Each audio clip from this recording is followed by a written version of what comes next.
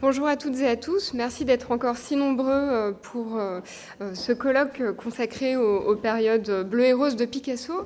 Et donc après avoir considéré la filiation artistique de Picasso pendant ces périodes bleues et roses et son inscription dans le contexte de la fin du XIXe siècle, nous allons cet après-midi considérer la question de la réception et de la diffusion des œuvres bleues et roses à travers la figure des critiques et des collectionneurs. Et nous commençons cet après-midi avec une intervention de Cécile Debré. Cécile Debré, qui, après avoir été en charge des collections modernes au Musée national d'art moderne Centre Pompidou, est depuis 2017 directrice du musée de l'Orangerie. Parmi les nombreuses expositions dont elle a été commissaire, elle a été commissaire de d'exposition sur Marcel Duchamp, Henri Matisse, et également de l'exposition Matisse-Cézanne Picasso, l'aventure d'Echstein, qui a eu lieu au Grand Palais en 2011. Et c'est sur cette fratrie d'Echstein et leur rôle essentiel vis-à-vis de Picasso que Cécile Debré va intervenir. Cécile Debré, je vous invite à nous rejoindre. Merci, bonjour, merci d'être ici. Alors effectivement, pour cet après-midi qui est consacré donc au passeur de Picasso, il semblait important de commencer par évoquer la figure d'Echstein, mais je dirais plutôt que revenir sur Gertrude Stein, qui est sans doute davantage associée à la période cubiste de Picasso. En fait, vous allez voir que mon intervention va surtout se concentrer sur la personne de Leo Stein, le premier de cette famille américaine, juive américaine, qui s'installe à Paris au début du siècle et qui, donc, dès 1902, s'installe et va être parmi les premiers grands collectionneurs à regarder le jeune Picasso. Donc je vais revenir sur cette histoire. Il me semblait, et je voulais reprendre un petit peu ce qui avait été introduit par Philippe Dagen hier, sur la question de l'état des arts en 1905, et il avait fait allusion à ce fameux questionnaire sur l'état ou la question de l'art moderne en 1905, en parlant d'une période de crise.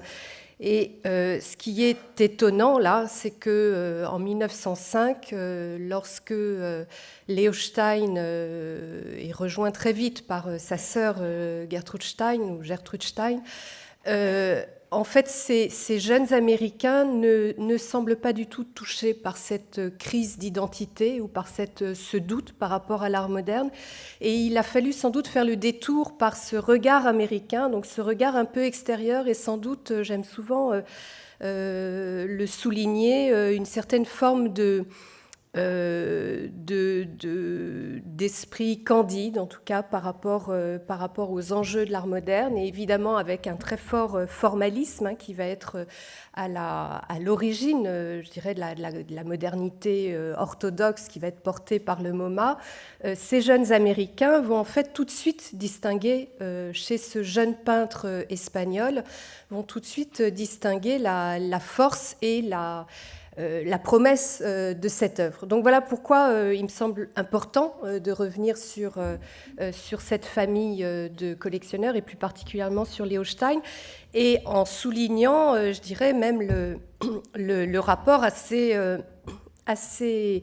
ambivalent de Leo Stein à Picasso, qui va développer avec sa sœur Gertrude une amitié absolument fusionnelle et absolument fondamentale pour comprendre son cubisme et l'écriture de Gertrude, au moment où lui va se sentir exclu de cette relation et va en concevoir une sorte d'amertume que l'on retrouve dans ces textes que je vais vous citer. Donc pour reprendre un peu cette histoire que vous avez peut-être, certains d'entre vous, découvert lors de la grande exposition qu'on avait organisée avec le Metropolitan Museum de New York et le SF MoMA, le Musée d'art moderne de San Francisco. C'est une famille juive américaine qui, je dis juive parce que cette appartenance à une certaine forme de minorité et en même temps d'élite intellectuelle est très importante pour comprendre le positionnement de cette famille. Une famille de 5 enfants cultivée, avec une certaine aisance financière, mais pas du tout immensément fortunée. Et cela, ça a son importance aussi. Donc Léo fait des études de lettres à Berkeley, ensuite de droit à Harvard. Gertrude fait des études de psychologie et de philosophie au Radcliffe College, qui est donc la partie réservée aux femmes à Harvard, et où elle va suivre donc les cours de William James, le frère du romancier, qui est un éminent psychologue.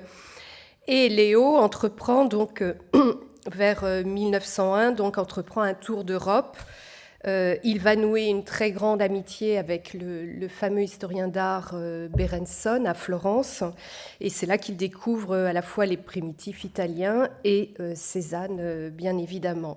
Donc quelques dates importantes, je ne sais pas si ça vaut la peine de mettre une image, non, parce que c'est en fait, en quelques dates clés qui permettent de vous resituer, parce que là, je pense qu'au cours de ces 2 journées, vous êtes maintenant bien familier, je dirais, de ces premières années de l'œuvre de Picasso, qui sont totalement parallèles, je dirais, il y a la formation du peintre, une formation plastique, intellectuelle qui se fait, une forme aussi d'acculturation dans la société française, qui est totalement parallèle à l'aventure des Stein, qui arrivent, eux, en 1902 à Paris. Léo Stein veut apprendre la peinture et donc il se mêle de manière intime au milieu artistique, à la bohème artistique parisienne. En 1903, à l'automne, Gertrude le rejoint et s'installe avec lui dans son atelier de peintre, qui est donc ce fameux appartement de la rue de Fleurus. Et ensuite, Sarah et Michael, qui est le frère aîné et qui tient les cordons de la bourse, vient s'installer également à Paris et vont être absolument les amis et collectionneurs et inventeurs également de Matisse. On va y revenir rapidement. 1905, premiers achats pour Léo et Gertrude de toiles de Picasso à la fameuse exposition chez Serrurier. Et là, je vais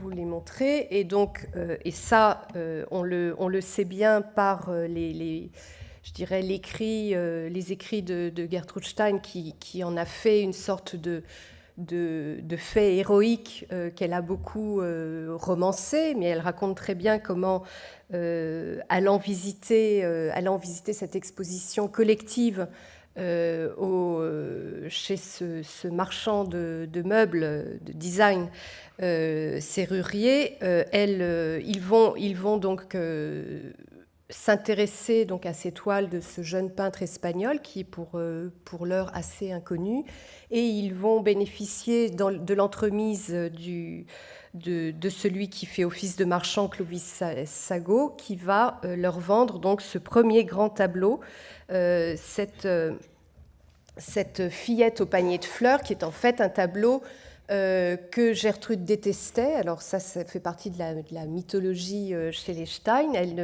Elle n'aimait pas notamment le bas du tableau, le côté...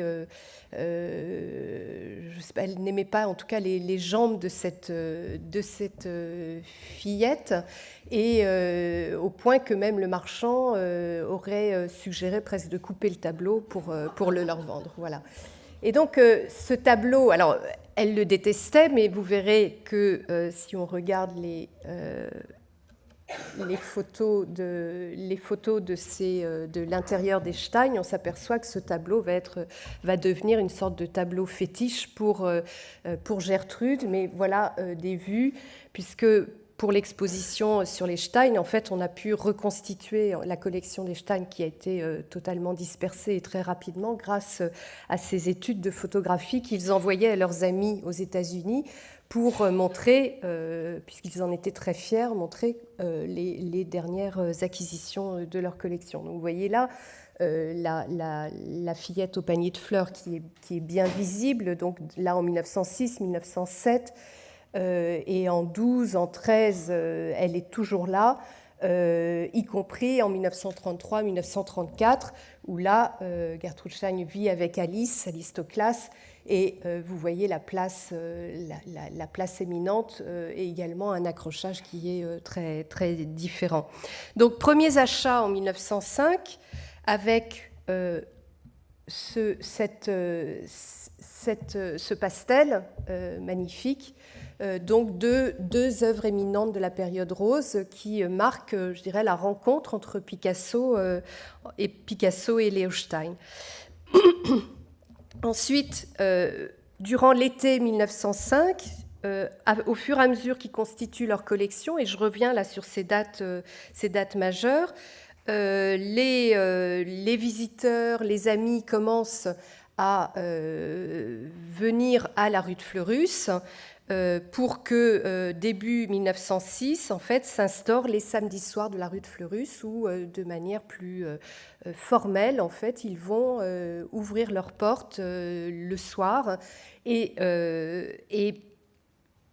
en début 1906, si vous voulez, ça sera l'unique lieu à Paris où l'on peut regarder à la fois des œuvres de Cézanne, des œuvres de Renoir et les œuvres de Matisse et de Picasso qui sont invisibles dans tout Paris. Donc ça va devenir vraiment un lieu, le seul lieu à Paris où l'on peut voir de la peinture moderne.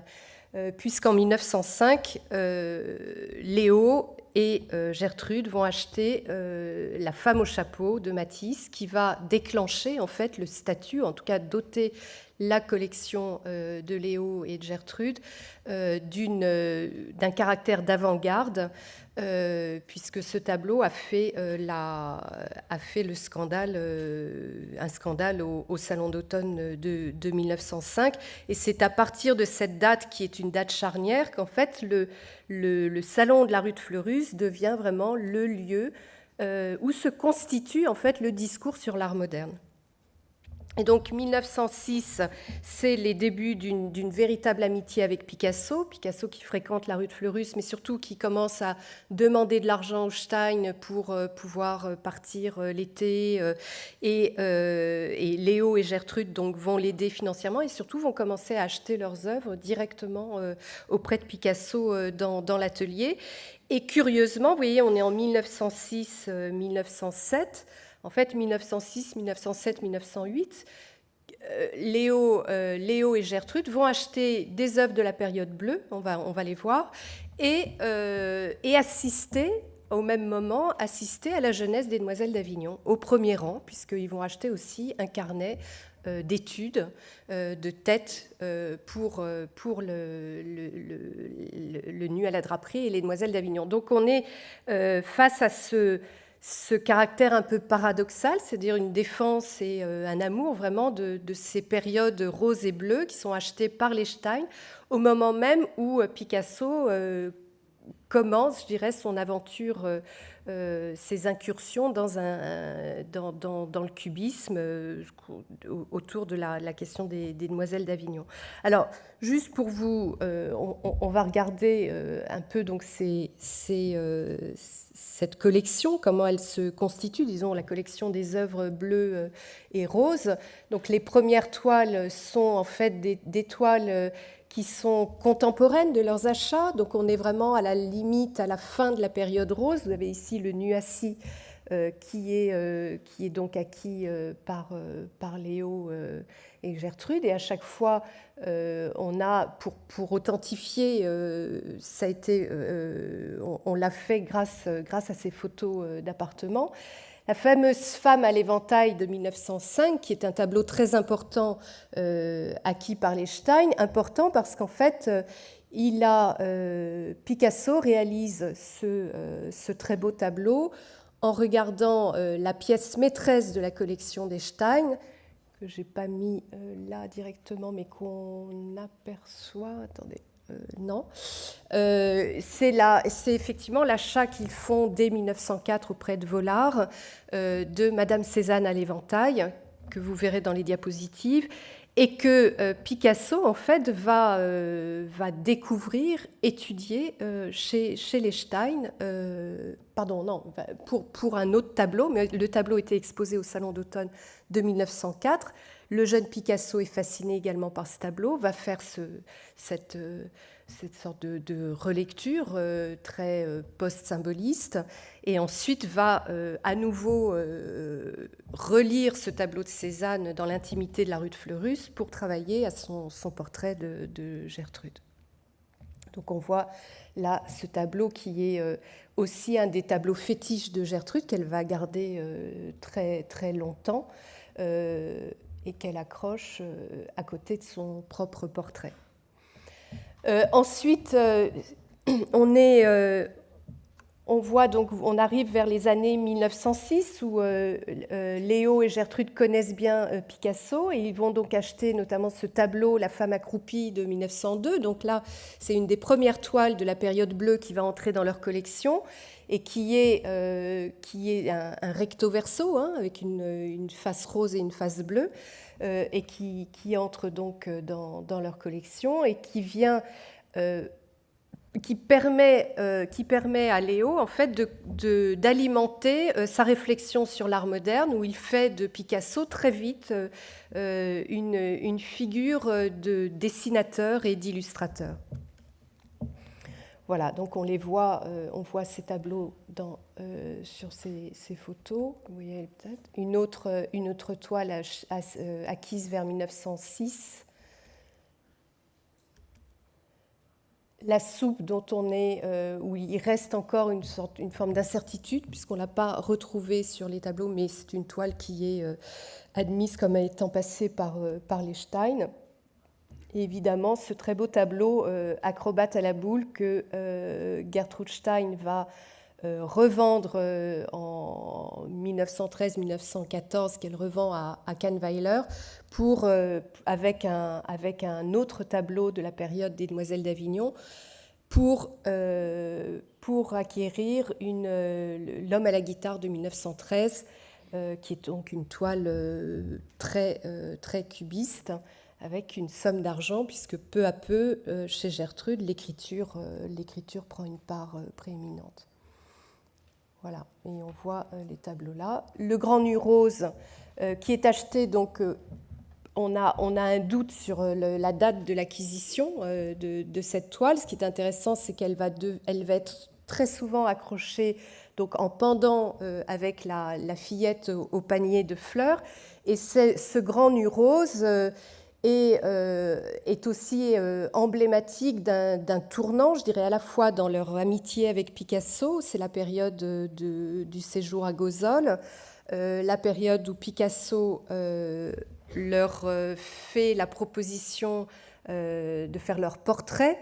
Il va faire un portrait à la gouache de Léo Stein, et Gertrude Stein va souhaiter un portrait plus abouti qui va donner lieu donc à ces séances de pause au bateau Lavoir pendant tout le printemps 1906. Interrompu par l'été et le retour après Gozol, qui va permettre de résoudre en quelque sorte l'achèvement du portrait de Gertrude Stein. Donc là, on voit bien comment elle est souvent accrochée en pendant, surtout dans ces photos de 1933-34.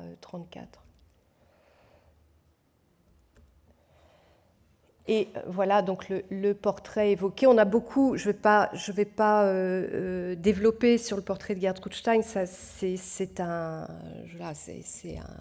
une communication à part entière hein, sur cette question qui évoque beaucoup plus le rapport, je dirais à la fois la place du cubisme de Picasso dans l'écriture de Gertrude Stein et son rapport avec le peintre. Ce qui est intéressant, en revanche, avec ce portrait, c'est les jeux d'aller-retour avec le modèle de Cézanne qui est dans la collection de la rue de Fleurus, et je reviendrai là-dessus. Le meneur de cheval nu qui est acquis autour de 1907. et que l'on retrouve sur les murs.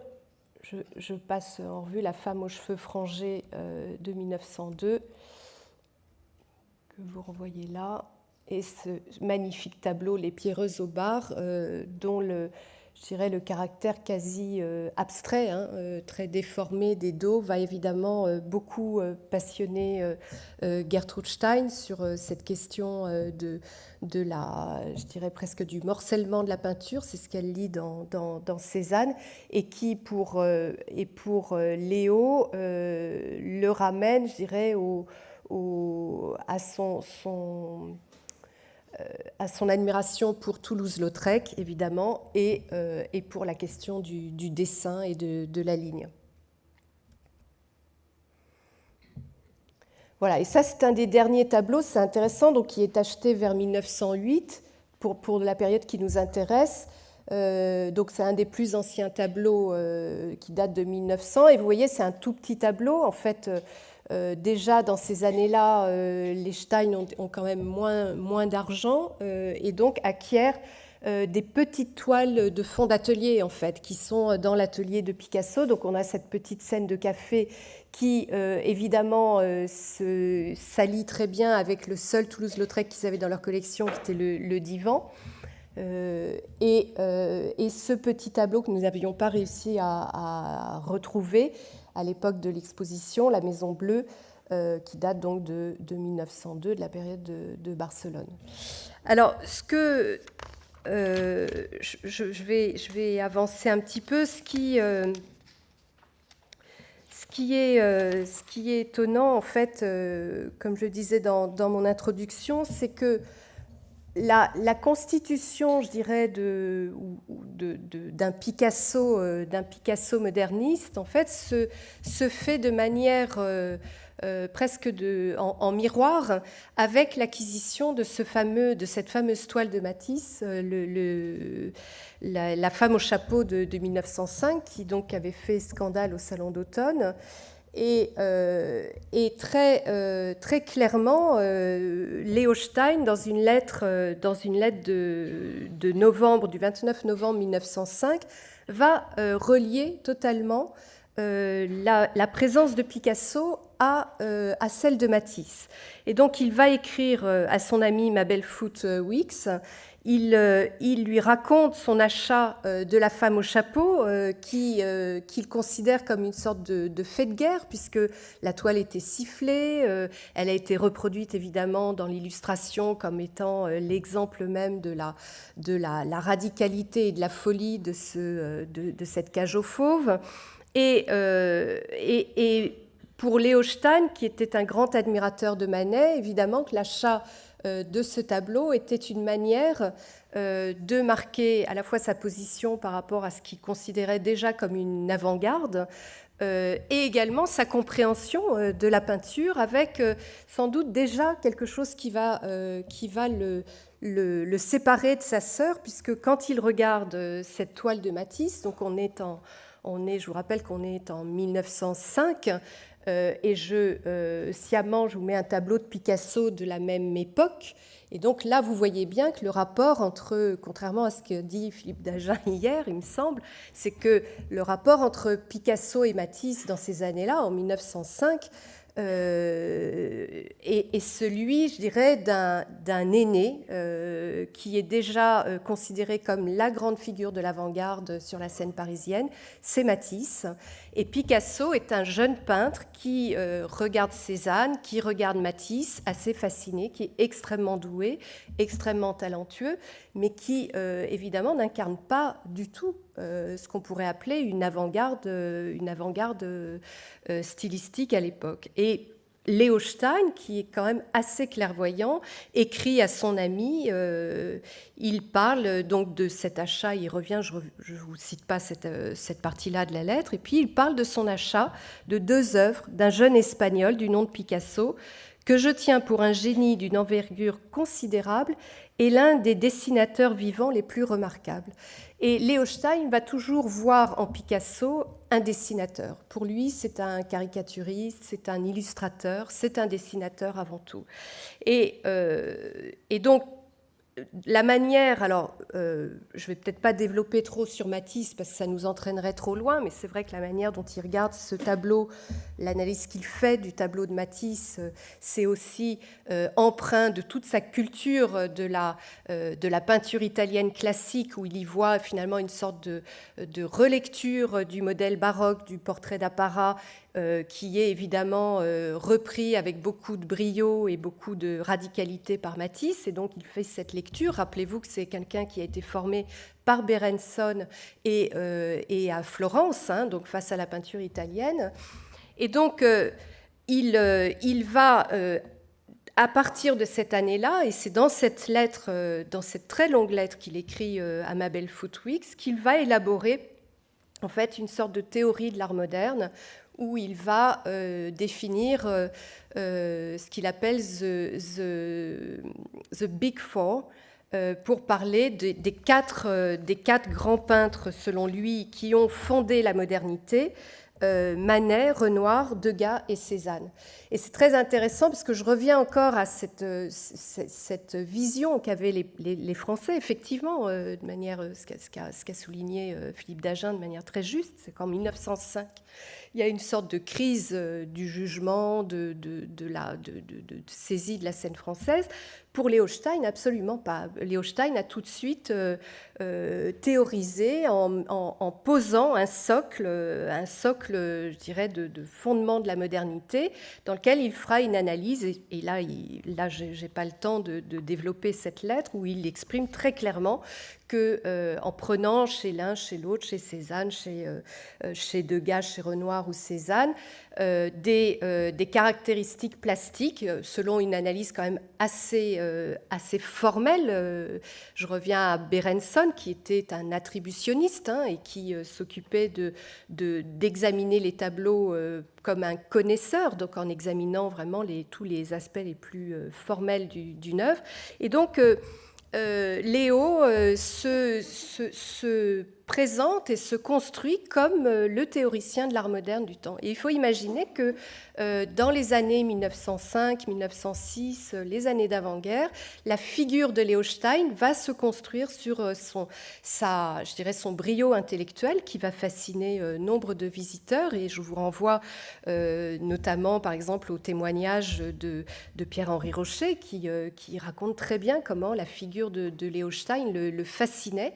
Et il invitait donc le samedi soir, à partir du moment où il a acquis ce tableau, ça lui donnait une sorte de légitimité, en fait, pour construire sa théorie sur l'art moderne. Il avait ce Cézanne magnifique, le portrait de Madame Cézanne, le Matisse qui était une sorte de butin, et après, évidemment, il va acheter, et c'est assez fabuleux quand on pense à Matisse, c'est qu'il achète Le Nu Bleu, Le Bonheur de vivre, donc tous les œuvres jalons de la période radicale de Matisse.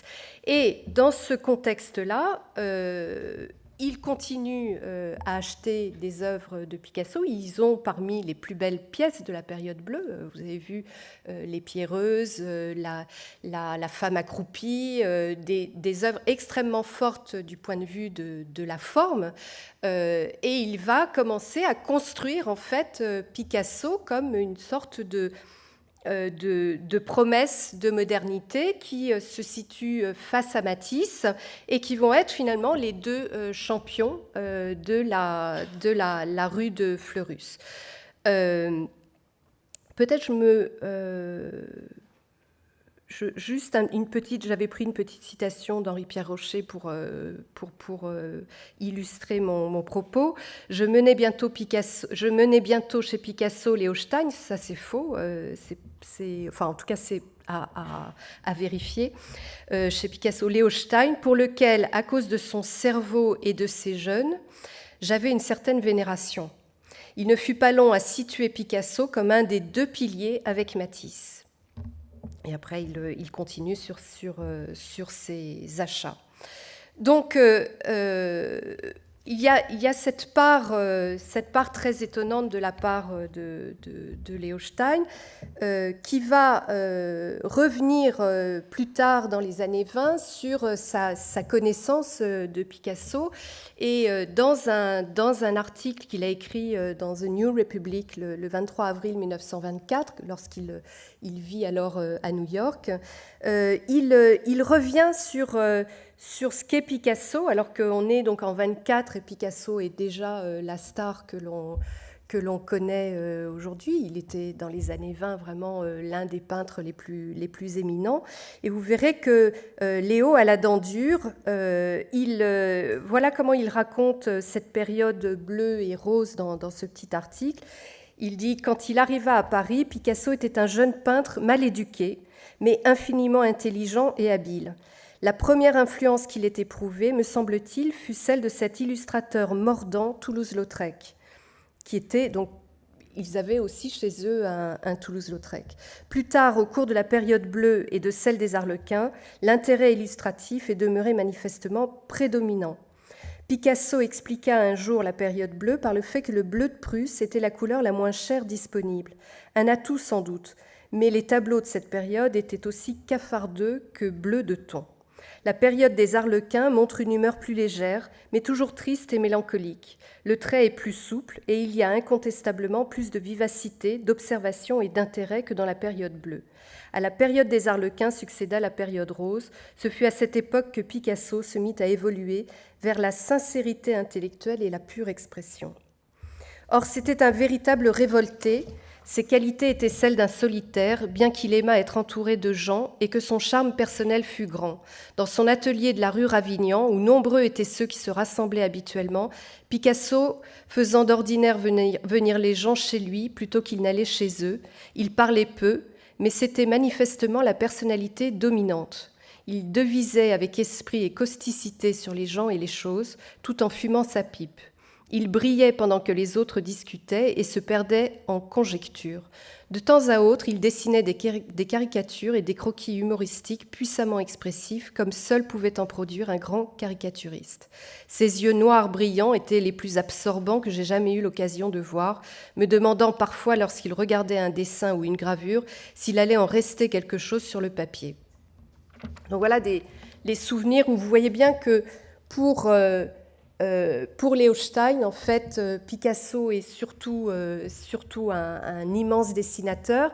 Il a acheté énormément de dessins à cette époque, qu'on n'a pas évidemment rarement retrouvés, puisque les dessins étaient conservés dans des portfolios et donc qu'on ne voit pas sur les photographies. Alors évidemment, il y a les propres portraits réalisés par Picasso. Et vous voyez par exemple cette tête de jeune homme qui a sans doute beaucoup frappé Leo Stein au moment où il choisit de suivre ce jeune artiste. Alors, je finirai sur le divorce entre Léo et sa sœur.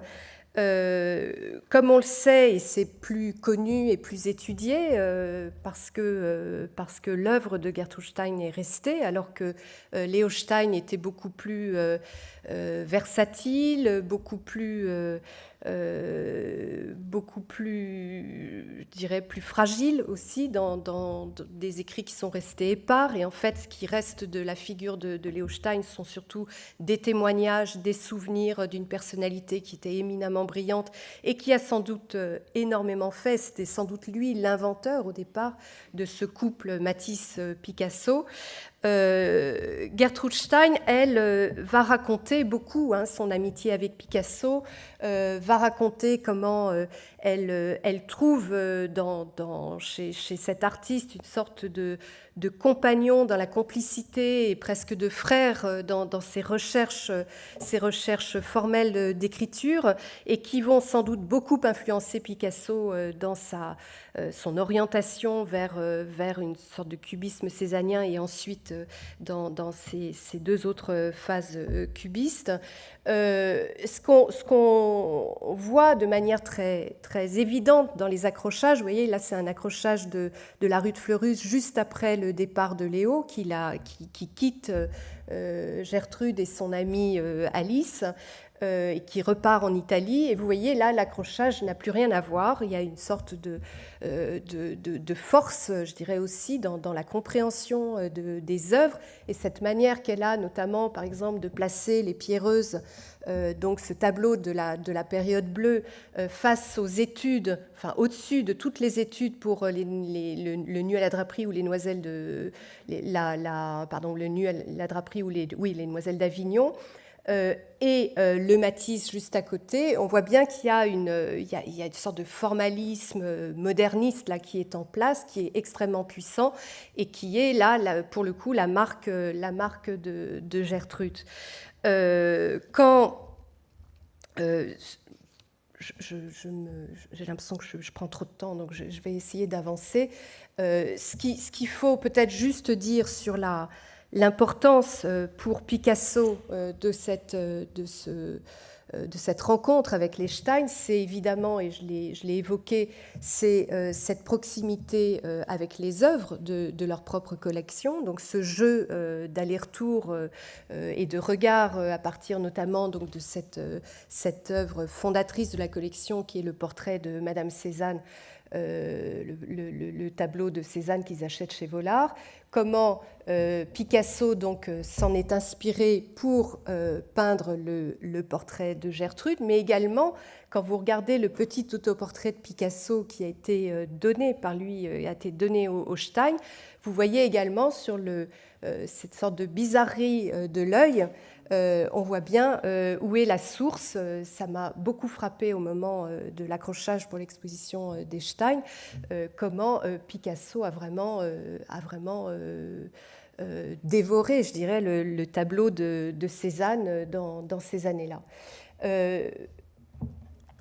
De la même façon, ça a été démontré, on a vu comment le manguin qui a été acheté par les Stein, qui était sur les murs de leur studio, a pu inspirer à la fois Picasso et un peu plus tard Matisse. Donc il y a ces croisements et ces jeux de production qui montrent toute l'importance de ce lieu qui est la rue de Fleurus. Et évidemment, et ça a été très étudié également, comment cet achat extraordinaire de la part de Léo, ce nu bleu de Matisse, qui évidemment fait scandale au salon, je crois plus encore que la femme au chapeau, et qui va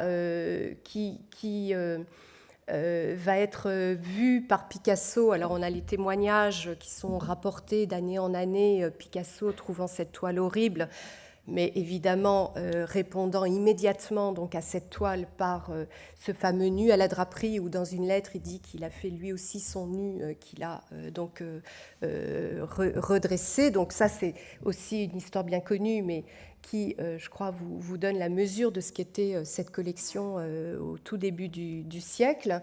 Et évidemment, il faudrait évoquer la manière dont Sarah et Michael, qui étaient rue Madame, donc à quelques pas, ont joué également leur rôle dans cette surenchère autour de Matisse et de Picasso, puisque peu à peu, Sarah et Michael, eux, vont se défaire de tous les tableaux achetés auparavant pour ne collectionner que Matisse. Et donc, on va avoir de manière assez, je dirais, amusante, mais en fait assez stratégique pour ces deux artistes.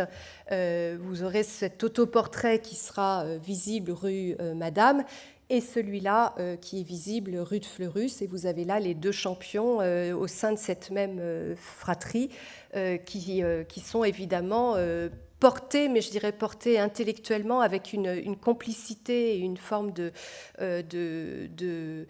confiance qui va évidemment donner des ailes à ces deux artistes. Je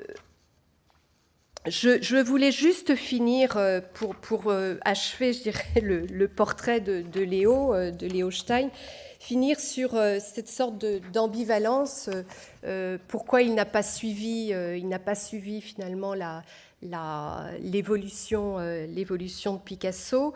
Il comprend très bien, et là, jusque-là, il accompagne, il comprend très bien comment comment Picasso va regarder Cézanne, évidemment, ça se fait en plus beaucoup chez eux, comment en regardant Cézanne, Picasso va construire, je dirais, toute la production autour des Demoiselles d'Avignon.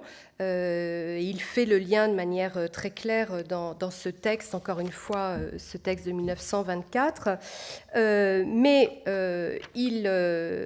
il conclut son texte de manière très dure et très amère sur Picasso, puisque à partir du moment où Picasso s'est engagé dans une forme presque abstraite, dans un cubisme, pour reprendre les termes de Kahnweiler, qui serait un cubisme analytique, où l'image disparaît quasiment et où on aboutit à une sorte de, selon Léo Stein, de formalisme presque gratuit. Il fait le lien immédiatement avec l'écriture de sa sœur, une écriture qui est extrêmement hermétique et extrêmement difficile, où elle joue beaucoup sur une sorte de fragmentation de la forme et sur un jeu très poétique du quotidien qu'elle va explorer au point de se défaire de toute, je dirais, du carcan de la syntaxe. Et Léo Stein ne comprend pas ça. Il est très attaché à cette grande tradition classique qu'il avait essayé de construire. Et il va évidemment, dans son regard sur Picasso, il porte un jugement qui est évidemment également celui qu'il porte sur l'écriture de sa sœur. Et en plus, comme on est en famille, il y a évidemment un ressentiment psychanalytique qu'il ne faudrait pas sous-estimer. Donc voilà, comme une sorte pas de pirouette, mais une sorte de conclusion un peu qu'il faut prendre avec humour, hein, mais qui en dit long sur la détresse aussi de Léo Stein dans ces années-là, qui était devenu plutôt le champion de Renoir. Voici ce qu'il écrit.